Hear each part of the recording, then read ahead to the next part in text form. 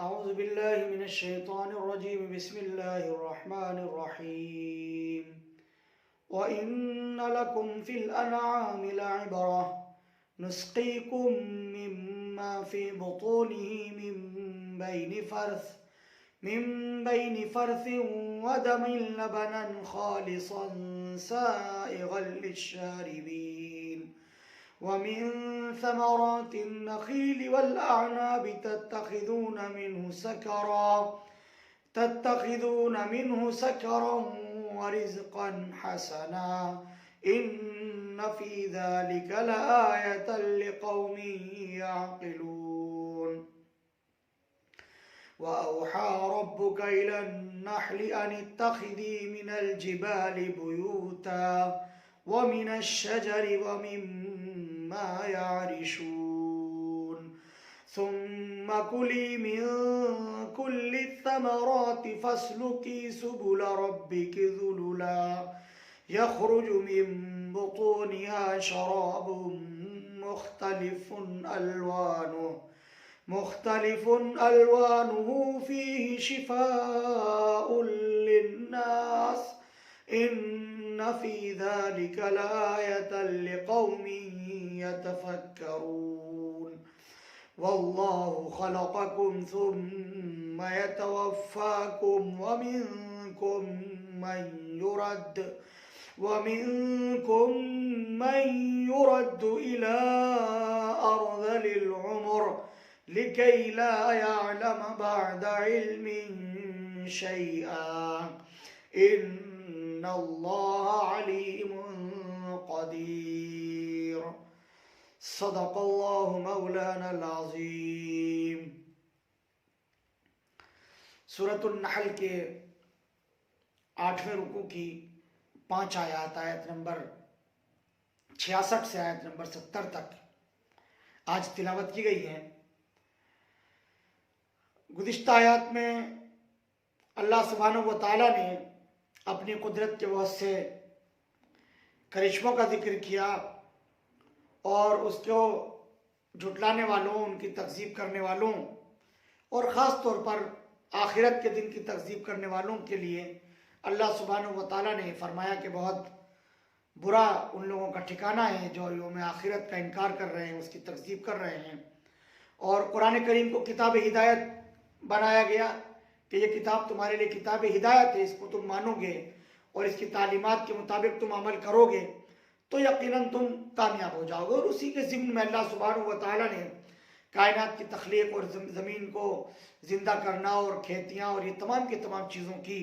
اللہ سبحانہ و تعالیٰ نے نعمت کے طور پر ذکر فرمائی۔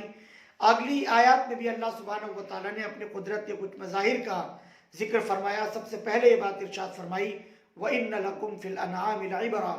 بے شک چوپایوں میں بھی تمہارے لیے عبرت و موعظت کا مقام ہے۔ نسقیکم مما فی بطونہ، ہم پلاتے ہیں تم کو وہ چیز جو اس کے پیٹ سے نکلتی ہے، من بین فرث ودم، گوبر اور خون کے درمیان سے، لبنا خالصا سائغا للشاربین، صاف ستھرا اور پیور دودھ جو کہ لذت اور فرحت بخش ہے پینے والوں کے لیے۔ تو یہ چوپائے جو ہم نے بنا رکھے ہیں، ان کے پیٹوں میں اللہ سبحانہ و تعالیٰ نے تمہارے لیے کیسی عظیم الشان نعمت رکھی ہے دودھ کی صورت میں کہ وہ دودھ جو ہے وہ نکل رہا ہے اور خون اور گوبر کے درمیان سے نکل کر کے آتا ہے، جبکہ بہت صاف ستھرا میٹھا اور پینے والوں کے لیے بڑا لذت اور فرحت کا سامان اس کے اندر ہوا کرتا ہے۔ ایسا صاف ستھرا دودھ ہم تمہارے لیے میسر کر رہے ہیں، فراہم کر رہے ہیں، جبکہ حقیقت یہ ہے کہ وہ جانور جو دودھ دینے والے ہوتے ہیں ان کے پیٹ میں کوئی دودھ کی ٹنکی رکھی ہوئی نہیں ہوتی ہے کہ کین کوئی رکھی ہوئی ہے وہاں سے دودھ دو رہے ہیں اور نکل رہا ہے، اس لیے کہ جب اس کو ذبح کرتے ہیں تو اندر سے کہیں بھی دودھ کے لیے کوئی ایسا مقام خاص نہیں ہے جو رکھا ہوا ہو، بلکہ اللہ پاک نے فرمایا کہ انہی رگوں میں سے جو رگیں خون اور دودھ یعنی گوبر اور خون کے درمیان سے ہو کر کے آ رہی ہیں، انہی رگوں میں ہم دودھ جاری کرتے ہیں اور تمہارے لیے ایک لذت کا سامان ہے اور تمہارے لیے ایک بہترین مشروب ہم میسر کرتے ہیں۔ یہ اللہ سبحانہ و تعالیٰ کی قدرت ہے۔ یقیناً اس قدرت اور اس صناعی پر انسان غور و فکر کرے تو اس کو یہ بات سمجھ میں آ جائے کہ جب میڈیکل سائنس نہیں تھی، یہ تحقیقات نہیں تھی. اس زمانے میں انسان کو اس بات کا احساس اور انداز نہیں تھا کہ جانوروں سے دودھ کہاں سے آ رہا ہے. تب اللہ سبحانہ و تعالیٰ نے بتا دیا کہ گوبر اور خون کے درمیان سے صاف ستھرا دودھ پینے کے لیے ہم تمہیں فراہم کر رہے ہیں. تمہیں یہ دودھ میسر آ رہا ہے. یہ ہماری بڑی نعمت ہے جو ہم نے خاص طور پر تم کو عطا کی ہے. تو یہ ایک نعمت اللہ سبحانہ و تعالیٰ نے اس کا ذکر کیا. اور پھر آگے ارشاد ہوا وَمِن ثَمَرَاتِ النَّخِيلِ وَالْأَعْنَابِ، اور اسی طرح سے کھجور کے پھل اور اسی طرح سے انگور، تَتَّخِذُونَ مِنْهُ سَكَرًا وَرِزْقًا حَسَنًا، کہ اس سے تم نشاور چیزیں بھی بنا لیتے ہو اور اس کے حسن بھی اسی کے ذریعے سے ہوتا ہے. جو لوگوں کا مزاج ہے کہ وہ کھجور سے اور انگور سے شراب بھی کشید کر لیا کرتے ہیں، وہ بھی تمہارا فعل ہے. تو ایسا نہیں ہے کہ اس سے جواز بتایا جا رہا ہے کہ کوئی یہ سمجھے کہ شراب کا جواز بتا دیا گیا. ایسا نہیں ہے، بلکہ یہ تمہاری منفعت بتائی کہ تم اس کو اپنے لیے ایک نفع کی چیز سمجھتے ہو یا تمہارے کام آ رہے ہیں یہ پھل اس طور پر، تو اس میں سے تم نشے کی چیزیں بھی بنا لیتے ہو. وَرِزْقًا حَسَنًا، اور رزق حسن ہے ہماری طرف سے، ہم نے رزق حسن کے طور پر تم کو یہ چیز عطا کی ہے. کھجور اور انگور یہ اللہ سبحانہ و تعالیٰ کی بڑی نعمت ہیں. إِنَّ فِي ذَلِكَ لَآيَةً لِقَوْمٍ يَعْقِلُونَ، بے شک اس میں عقل والوں کے لیے بڑی نشانیاں رکھی ہیں اللہ سبحانہ و تعالیٰ نے. جو لوگ عقل رکھتے ہیں، جو لوگ سمجھ رکھتے ہیں، وہ اللہ کی ان کاریگریوں میں تھوڑی سی اپنی عقل لگاتے ہیں، تھوڑا سا غور و فکر کرتے ہیں، تھوڑا سا سوچتے ہیں، تو ان کو یہ بات سمجھ میں آ جاتی ہے کہ واقعتاً یہ اللہ سبحانہ و تعالیٰ کا بنایا وہی نظام ہے جو ایسے صاف ستھرے ڈھنگ اور طریقے سے یہ ساری کی ساری چیزیں وجود میں آ رہی ہیں. اگر ایسا نہ ہوا ہوتا، اگر ان کے پیچھے اللہ رب العالمین کی طاقت اور قدرت نہ ہوتی، تو پھر انسانوں کے لیے اس طرح کی نفع رسانی کا سامان میسر آنا ممکن نہیں تھا. یہاں اللہ سبحانہ و تعالیٰ نے اپنی نعمتوں کا ذکر کیا اور ایک اپنی حقیر سی مخلوق نحل،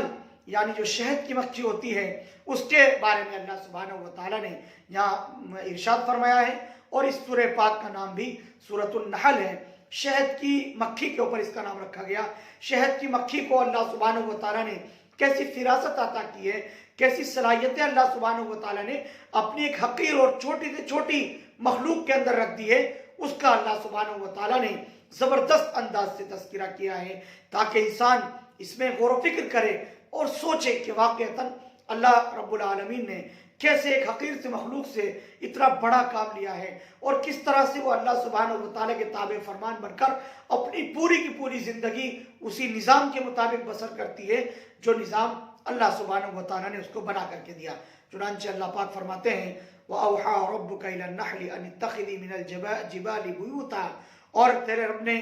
وحی کی شہد کی مکھی کی طرف کہ وہ اپنا ٹھکانہ اور اپنا گھر بنائے پہاڑوں پر اور درختوں پر، وَمِمَّا يَعْرِشُونَ، اور ٹٹھیوں پر یعنی اونچے مقامات پر اپنا ٹھکانہ بنائے. ثُمَّ كُلِي مِن كُلِّ الثَّمَرَاتِ، پھر تمام پھلوں کے اندر سے وہ جو ہے عرق چوسے اور کھائے. فَاسْلُكِي سُبُلَ رَبِّكِ ذُلُلًا، اور اس کو حکم کیا اس بات کا کہ وہ اپنے رب کے حکم کی اطاعت اور تابع داری کرے، تابع فرمان بن کر عاجزی اور انکساری اور گریہ وزاری کا اظہار کرتے ہوئے. یخرج من بطونها شراب مختلف الوانه فیہ شفاء للناس، نکلتا ہے ان کے پیٹوں سے ایک مشروب جس کا رنگ مختلف ہوا کرتا ہے اور اس کے اندر لوگوں کے لیے شفا اللہ سبحانہ و تعالیٰ نے رکھی ہے. ان فی ذلک لآیۃ لقوم یتفکرون، بے شک اس میں نشانیاں ہیں اس قوم کے لیے جو تفکر کرتی ہے، تدبر کرتی ہے، جو اس کے اندر غور و فکر کرتی ہے. یہاں پر اللہ سبحانہ و تعالیٰ نے لفظ وحی استعمال کیا، وَأَوْحَى رَبُّكَ إِلَى النَّحْلِ، کہ تیرے رب نے وحی کی شہد کی مکھی کی طرف. النحل شہد کی مکھی کو کہتے ہیں. تو اوحا یہاں پر اپنے اصطلاحی معنی میں نہیں ہے کہ جو نبی کے پاس فرشتہ وحی لے کر کے آتا تھا اللہ کا پیغام، وہ نہیں ہے، بلکہ ایک راز و نیاز کی بات اللہ سبحانہ و تعالیٰ نے مکھی کے قلب پر القا فرمائی، مکھی کے قلب پر ڈالی. اللہ سبحانہ و تعالیٰ نے مکھی کو اس کی نشاندہی کر دی اور ایسا ایسا اللہ سبحانہ و تعالیٰ نے حکم فرما دیا. تو یہاں پر لفظ اوحا سے اس کو تعبیر کیا ہے کہ اللہ سبحانہ و تعالیٰ نے شہد کی مکھی کو اس بات کا حکم دیا کہ وہ پہاڑوں میں اپنا ٹھکانہ بنائے، گھروں میں اپنا ٹھکانہ اور اونچے مقامات پر اور درختوں پر وہ اپنا ٹھکانہ بنائے، یہ اللہ سبحانہ و تعالیٰ نے اس کو حکم کیا۔ آپ اندازہ لگا سکتے ہیں، ہر آدمی غور و فکر کرے تو وہ دیکھ سکتا ہے کہ واقعتاً شہد کی جو مکھی ہوتی ہے وہ اونچے مقامات پر ہی اپنا چھتا اور اپنا گھر بناتی ہے، یا درختوں کی اونچی شاخوں پر بناتی ہے، یا جو پانی کے بڑے بڑے ٹینک ہوتے ہیں، ٹنکیاں ہوتی ہیں پانی کی، اس پہ بھی جو ہے وہ چھتے بڑے بڑے شہد کی مکھی کے لگے ہوئے نظر آتے ہیں۔ اونچے مقامات پر اس کو اللہ سبحانہ و تعالیٰ نے گھر بنانے کا حکم دیا کہ وہ اللہ اپنا گھر بنائے اونچے مقامات پر اور اونچی جگہوں پر۔ اور پھر اللہ سبحانہ و تعالیٰ نے اس کو حکم دیا کہ ثم کلی من کل الثمرات فاسلکی سبل ربک ذللا، کہ وہ پھلوں سے اور پھولوں سے جو ہے وہ شہد کشید کریں، اور جو اس کا حسن ہے، جو اس کی اچھائی ہے پھول کی اور اس پھل کی، وہ اس کو کشید کرے، اس کو کھینچے اور چوسے، اور پھر اس کو چوس کر کے وہاں شہد چھتے کے اندر اپنے لا کر کے جمع کر دے۔ یہ پورا نظام ہے اور پوری ایک سائنس ہے۔ جو لوگ تحقیقات کرتے ہیں انہوں نے تحقیقات کی ہیں شہد کی مکھی کے اوپر، بہت ہی عجیب و غریب قسم کی باتیں شہد کی مکھی کے اوپر جب تحقیقات کی گئی تو سامنے آئی ایک نظام، یہ سامنے آیا کہ شہد کی جو مکھی ہوتی ہیں ان کا ایک پورا نظام مملکت ہوتا ہے، ایک پورا سیاسی نظام ہوتا ہے۔ اس سیاسی اور سماجی نظام کے مطابق جو ہے وہ شہد کی مکھیاں اپنی زندگی بسر کرتی ہیں، اور ایک مالکن ہوتی ہے، یعنی جو ملکہ ہوتی ہے، وہ ایک مکھی ہوا کرتی ہے، یعنی مؤنث ہوا کرتی ہے، وہ ان کی ملکہ ہوتی ہے، وہ گائیڈ کرتی ہے اپنی جو بھی ان کی رعایا ہے، پوری کی پوری رعایا کو گائیڈ کرتی ہے۔ شہد کی مکھی جو اپنا مقام بناتی ہے، جو اپنا گھر بناتی ہے، اللہ سبحانہ و تعالیٰ نے ایک حقیر سی اور چھوٹی سی مخلوق کو ایسا ہنر سکھایا کہ وہ جب اپنا چھتا بنانا شروع کرتی ہے تو اس کا جو گھر ہوا کرتا ہے، ہر گھر کے 6 کونے ہوا کرتے ہیں۔ شہد کی مکھی کا کوئی بھی چھتا آپ اٹھا کر کے دیکھیں گے، اس میں 6 کونے جو ہے وہ آپ کو ملیں گے، 6 دیواریں، اس میں ہر گھر کے اندر 6 دیواریں جو ہے وہ نظر آئیں گی اور ملیں گی۔ اور حیرت اس بات کے اوپر ہوتی ہے کہ ایک بھی مکان کے اندر ایک سوت اور ملی میٹر کے برابر، کسی سینٹی میٹر، کسی بھی ذرہ برابر بھی کوئی فرق کسی بھی مکان کے اندر پورے چھتے میں نظر نہیں آئے گا۔ ہر مکان جو ہے وہ پورا ایک ہی پیمائش کے مطابق بنا ہوا ہوتا ہے۔ یہ اللہ کی ایک حقیر سی مخلوق ہے۔ اللہ سبحانہ و تعالیٰ نے جو وحی کی اپنی اس مخلوق کی طرف، اس کے نتیجے میں وہ ایسا شاندار گھر تعمیر کرتی ہے، اور اس کی جو بناوٹ ہوتی ہے، اس کی جو شیپ ہوتی ہے چھتے کی، اور چھتے کے اندر جو ان کے مکانات ہوا کرتے ہیں، ان مکانات کی شیپ اس طرح سے ہوتی ہے کہ جب شہد کی مکھی اپنا رس اس کے اندر ڈالتی ہے تو وہ رس باہر کی طرف ٹپکتا نہیں ہے، باہر کی طرف گرتا نہیں ہے، بلکہ اس کے کونوں میں جا کر کے وہ جمع ہو جاتا ہے اور اکٹھا ہو جاتا ہے۔ یہ اللہ سبحانہ و تعالیٰ نے جو ایک خاص فضل فرمایا اپنی اس مخلوق پر، انسانوں کو دکھانے کے لیے کہ انسان غور و فکر کرے اور تدبر کرے اور سوچے کہ اللہ سبحانہ و تعالیٰ نے اپنی ایک مخلوق کو اس طرح کا ہنر سکھایا، اور پھر وہ اس طرح سے اپنے کاموں کو انجام دیا کرتی ہے۔ تو ایک مکھی جب ایک وہاں پر کسی بھی پھل پر یا پھول پر جو ہے وہ شہد چوسنے کے لیے پہنچتی ہے، وہاں جاتی ہے، تو پھر وہ واپس آنے کے بعد جب قے کر دیتی ہے، شہد جو ہوا کرتا ہے وہ ظاہر ہے کہ شہد کی مکھی کی الٹی اور قے ہوا کرتا ہے، وہ اس میں قے کر دیتی ہے، اور پھر یہ شہد کی مکھی ایک علامت کے طور پر چھتے سے باہر نکلنے کے بعد جو ہے وہ گھومتی ہے 2-3 مرتبہ، تو جو دیگر مکھیاں ہوا کرتی ہیں ان کے لیے وہ ایک پیغام دیتی ہے کہ میں یہاں سے فلاں اتنی میٹر کی دوری پر، اتنے کلومیٹر کی دوری پر گئی تھی، اور میں وہاں سے عطر چوس کر کے آئی ہوں، وہاں پر ایسے اچھے پھل ہیں اور ایسے اچھے پھول وہاں پر موجود ہیں۔ چنانچہ جو دیگر مکھیاں ہوتی ہیں وہ اس ڈائریکشن کو سمجھتی ہیں اور وہ فوراً وہاں پر پہنچتی ہیں، وہاں چلی جاتی ہیں۔ جب وہاں جاتی ہیں تو ان کو وہاں جانے کے بعد اس بات کا ان کو پتہ چل جاتا ہے کہ شہد کی مکھی اس پھول سے یا اس پھل سے شہد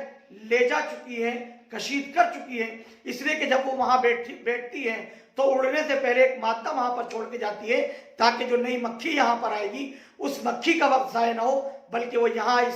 اس جگہ کو، اس مقام کو دیکھ کر فوراً دوسرے مقامات کی طرف چلی جائے، یہاں پر ٹھہر کر وہ اپنے وقت کو ضائع نہ کرے۔ ایسا نظام اللہ سبحانہ و تعالیٰ نے اپنی اس مخلوق کو، شہد کی مکھی کو عطا کیا۔ اسی لیے اللہ سبحانہ و تعالیٰ نے اس سورہ پاک کا نام رکھا سورۃ النحل۔ اس میں بڑی بڑی نشانیاں، اور جو بھی غور کیا جائے اور اس مخلوق کے اوپر جیسے بھی تحقیقات کی جائیں تو بہت ساری چیزیں جو ہیں وہ کھل کر کے سامنے آتی ہیں۔ اسی طرح سے ایک بات یہ بھی آتی ہے کہ شہد کی مکھی کو جن جن راستوں سے آپ ایک جگہ پر لے کر کے جائیں گے، کہیں بھی آپ ان کو لے جا کر کے چھوڑ دیں، جن جن مقامات سے وہ گئی تھی اس کی قوت حافظہ اور قوت شامہ اتنی تیز ہوا کرتی ہے کہ وہ سونگ سونگ کر بالکل انہی مقامات سے اپنے ٹھکانے پر، اپنے گھر تک واپس پہنچ جائے گی۔ ایسی حقیر مخلوق، چھوٹی سی مخلوق، اللہ سبحانہ و تعالیٰ نے اس کو سکھایا، اس کو بتایا کہ اپنے رب کے حکم کی اطاعت اور تابعداری میں وہ کام کرے، تو وہ کام میں لگی ہوئی ہے۔ وہ اپنا جو ہے وہ شہد لوگوں کے لیے اکٹھا کرتی ہے اور جمع کرتی ہے۔ اللہ پاک فرماتے ہیں یخرج من بطونها شراب مختلف الوانہ فیہ شفاء للناس، ان کے پیٹوں سے مختلف قسم کے رنگ کے مشروب نکلتے ہیں، شہد کی رنگتیں مختلف ہوا کرتی ہیں۔ اس کے بارے میں اللہ پاک نے فرمایا فیہ شفاء للناس، ان میں لوگوں کے لیے شفا ہے۔ اللہ سبحانہ و تعالیٰ نے شہد کے اندر شفا رکھی ہے، یہ اللہ سبحانہ و تعالیٰ نے اعلان فرما دیا۔ تو آپ کو اندازہ ہوگا اس بات کا کہ جو پرانے اطباء ہیں اور حکماء ہیں وہ اس بات کا بہت زیادہ اہتمام کیا کرتے تھے کہ اپنی جو بھی ان کی ادویہ ہیں اس میں کوئی نہ کوئی مقدار جو ہے وہ ضرورت کے اعتبار سے شہد کی ضرور ڈالتے ہیں، اس لیے کہ اس کے اندر اللہ سبحانہ و تعالیٰ کے وعدے کے مطابق شفا ہے۔ تو یہ شہد کی مکھی کے بارے میں قرآن کریم نے یہاں پر ذکر کیا تاکہ انسان کو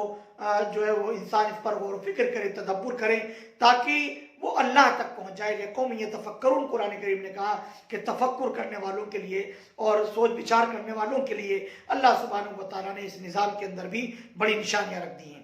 اور پھر آگے فرماتا ہے واللہ خلقکم ثم یتوفاکم ومنکم من یرد الی ارذل العمر لکی لا یعلم بعد علم شیئا، اللہ وہ ہے جس نے تم کو پیدا کیا پھر وہ تم کو وفات دے گا، پھر تم میں سے کچھ ایسے ہیں جو بڑھاپے کی عمر کو پہنچ جائیں گے، لکی لا یعلم بعد علم شیئا، تاکہ وہ عمر کے اس پڑاؤ میں پہنچ جائیں کہ سب کچھ جاننے کے باوجود ان کو کسی بھی چیز کا علم نہ رہے۔ ان اللہ علیم قدیر، بے شک اللہ سبحانہ و تعالیٰ ہر چیز کا علم رکھنے والا ہے، ہر چیز پر اللہ سبحانہ و تعالیٰ قادر ہے۔ ان آیات کے اندر بھی اللہ سبحانہ و تعالیٰ نے اس حقیقت کی طرف اشارہ کر دیا کہ انسان کو یہ جو زندگی عطا کی گئی ہے یہ زندگی ختم ہو جانے والی ہے، یہ ناپائیدار ہے۔ حقیقی زندگی وہ ہے جو اللہ سبحانہ و تعالیٰ اس کے بعد عطا فرمائیں گے۔ اللہ نے اعلان کر دیا واللہ خلقکم ثم یتوفاکم، اللہ وہ ہے جس نے تم کو پیدا کیا ہے، وہی اللہ تم کو پھر وفات دے گا۔ اور تم میں سے کچھ ایسے بھی ہوں گے جو ارذل العمر کو پہنچ جائیں گے۔ ارذل عمر یعنی جو بہت زیادہ بڑھاپے کی عمر ہوتی ہے، ایسی عمر جس میں انسان کے اعضاء و جوارح، اس کے جسم کے اعضاء وہ سب کے سب کام کرنا بند کر دیتے ہیں۔ انسان کی آنکھیں ہوتی ہیں لیکن وہ صحیح سے دیکھ نہیں پاتا، اس کے ہاتھ پاؤں ہیں سلامت ہیں لیکن وہ ان سے صحیح سے چھو نہیں سکتا، وہ چل نہیں سکتا، دماغ کے اندر سوچنے سمجھنے کی صلاحیتیں کم ہو جاتی ہیں، سننے کی صلاحیت کم ہو جاتی ہے، اب وہ دوسروں کے دست نگر ہے، وہ دوسروں کے رحم و کرم پر ہے۔ ایسا بڑھاپا انسان کے اوپر طاری ہوتا ہے کہ انسان کی ساری طاقتیں جو جوانی میں اللہ سبحانہ و تعالیٰ نے اس کو عطا کر رکھی تھی، وہ ساری کی ساری صلاحیتیں اور توانائیاں اللہ تعالیٰ واپس لے لیتے ہیں، چھین لیتے ہیں۔ اب انسان جس طرح سے بچپن میں اپنے ماں باپ کے تابع تھا کہ ماں باپ جس طرح سے چاہیں اپنے اولاد کو، اپنے بچے کو رکھیں اور اس کی پرورش و پرداخت کریں، اسی طرح سے بڑھاپے کی عمر میں اپنی جوان اولاد کے ہاتھوں میں ہوتا ہے۔ وہ دیکھنے کے باوجود صحیح سے دیکھ نہیں پاتا، سننے کے باوجود صحیح سے سن نہیں پاتا۔ ایسی صورت کے اندر خود اس انسان کا جو بڑھاپے کی عمر کو پہنچ چکا ہے اس کا بھی بڑا امتحان ہوتا ہے۔ اور جو اولادیں ہیں جن کے والدین بوڑھے ہیں یا جن کے گھر میں بڑے لوگ موجود ہیں، بڑی عمر کے لوگ موجود ہیں، ان کے لیے بھی یہ گھڑی بڑی امتحان کی گھڑی ہوتی ہے کہ وہ اپنے بڑوں کا کس طرح سے اعزاز کرتے ہیں، کس طرح سے ان کا احترام کرتے ہیں، کس طرح سے ان کی عزت و توقیر کرتے ہیں، کس طرح سے قدم قدم پر وہ ان کا ساتھ دیتے ہیں، کس طرح سے وہ ہر چیز میں ان کا تعاون کرتے ہیں، کس طرح سے وہ ان کو بڑھاپے کا احساس نہیں ہونے دیتے۔ یہ امتحان کی گھڑی ہے ان نوجوانوں کے لیے جن کے والدین بڑھاپے کی عمر کو پہنچ گئے ہیں. خود اللہ پاک نے فرمایا لِكَيْ لَا يَعْلَمَ بَعْدَ عِلْمٍ شَيْئًا. اس شخص کو ہر چیز کا علم تھا, یہ ہر چیز سے واقف تھا, لیکن اب عمر کے اس پڑاؤ میں ہے, عمر کے اس مرحلے میں ہے کہ سب کچھ ہونے کے باوجود اس کو سمجھ میں نہیں آ رہا ہے کہ سامنے کون بیٹھا ہے. گھر کے بچے گھر بیٹھے ہوئے ہیں لیکن وہ کسی کو نہیں پہچان رہا ہے, جبکہ وہ سب کچھ جانتا تھا, ہر چیز کا اس کو علم تھا, لیکن اس عمر کو وہ پہنچ گیا ہے کہ اب اس کی صلاحیتیں اللہ سبحانہ و تعالی نے سلب کر لی ہیں, چھین لی ہیں. اللہ کے نبی صلی اللہ علیہ وسلم سے ایک دعا ثابت ہے. آپ صلی اللہ علیہ وسلم دعا فرمایا کرتے تھے, اللہم انی اعوذ بک من ان ارد الی ارذل العمر. اے اللہ, میں آپ سے پناہ چاہتا ہوں اس عمر سے جو ارذل عمر ہے, یعنی بڑھاپے کی اس عمر کو پہنچنے سے. اے اللہ, میں پناہ چاہتا ہوں. تو ہمیں بھی چاہیے کہ ہم دعا کریں. وہ عمر اچھی نہیں ہے, جیسا کہ میں نے عرض کیا کہ یہ امتحان ہے ہر ایک کے لیے, بڑی مشکل گھڑی ہے. تو انسان اپنی صلاحیتوں کے ساتھ چلتے پھرتے ہاتھ پیر اور وہ کسی دوسرے کا محتاج نہ ہو, اس حالت کے اندر دنیا سے رخصت ہو, یہ زیادہ بہتر ہے اس کے مقابلے میں کہ وہ دوسروں کا محتاج ہو کر کے رہ جائے, دوسروں پر بوجھ بنے, دوسروں کے لیے وہ امتحان کا ذریعہ اور امتحان کا سبب بن جائے. ان اللہ علیم قدیر. بے شک اللہ سبحانہ و تعالیٰ ہر چیز کا علم رکھتے ہیں, ہر چیز پر اللہ سبحانہ و تعالیٰ قادر ہیں. وہ اس کائنات کے نظام کو اپنی مرضی کے مطابق جیسا چاہ رہے ہیں چلا رہے ہیں. اللہ کے سامنے ہے, اللہ کے علم میں کس کی کتنی عمر ہے, کس کو کتنا زندگی دنیا میں گزارنی ہے, کس کو کتنا رہنا ہے, ہر چیز کا علم اللہ سبحانہ و تعالیٰ کے پاس ہے. انسان کی ذمہ داری ہے کہ وہ ان حقائق کو سمجھے, ان حقائق کو پہچانے, اور پھر وہ اپنی زندگی کے اندر توبہ و استغفار کرے. وہ تائب ہو جائے, اگر توبہ ہو جاتا ہے, قرآن تعلیمات و ہدایت پر عمل کرتا ہے, تو یقیناً وہ کامیاب و بامراد ہے, دنیا میں بھی اور آخرت میں بھی. بارک اللہ لنا ولکم فی القرآن العظیم ونفعنا وإياكم بالآیات والذکر الحکیم.